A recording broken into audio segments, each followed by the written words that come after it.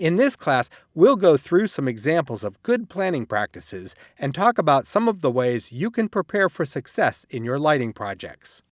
So we talk about you could hire a DP, you could hire a gaffer, you could hire an assistant, you could hire a whole production company. Right? So you could hire a company to come in and just do it for you, and you're their client, and then you're really taking on a very high level role of saying, this is what the vision is, this is what the purpose of it is, and you're really letting them execute it.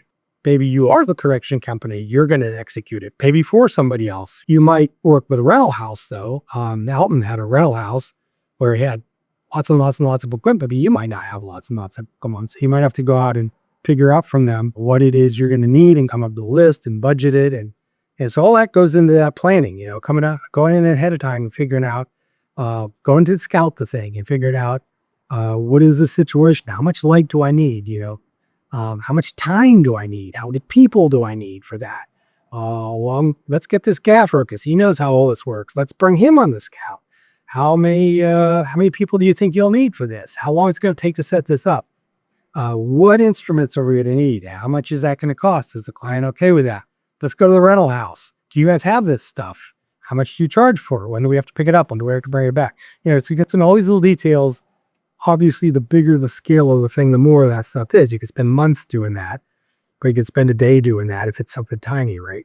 If you have a lot of ongoing work, like John, Michael, these guys, so they have a studio and you do some of the same kinds of jobs over in Martin, over and over again. And so some things you would just want to buy them because it's a waste of money to rent them all the time. We looked at some of the lights early on where we said, well, here's two lights. They look like they do the same thing. They're both 1x1 light panels and one's 10 times more money than the other. Why do I need this one versus that one?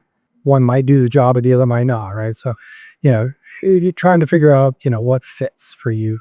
Envisioning the situation ahead of time, trying to get as much a fix on it as you can, and trying to, go in there, think it through. And it starts at the very beginning when you propose a job or you have an idea for a job or an idea for a project. You've got to make sure that the idea is feasible. If you are going to do a movie of your own and it's a horror movie and it involves a UFO abduction and the key scene involves a purple light coming down from the tops of the trees and abducting children, and you can't make the movie without that happening, and you can't do it with CGI or whatever, right?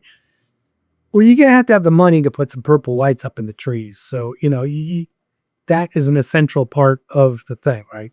Well, you might have some other concept where you can just go out. You don't need any lights. It will work out perfectly fine. You just go out, find the right day and find the right location, and it's going to be fine, so planning the lighting according to what the project needs, according to what's going to be practical, and figuring out that you got the right crew, you got the right equipment, that you need to buy things, you need to test them, you need to scout things, all that thinking ahead, is and consulting with other people is just hugely important.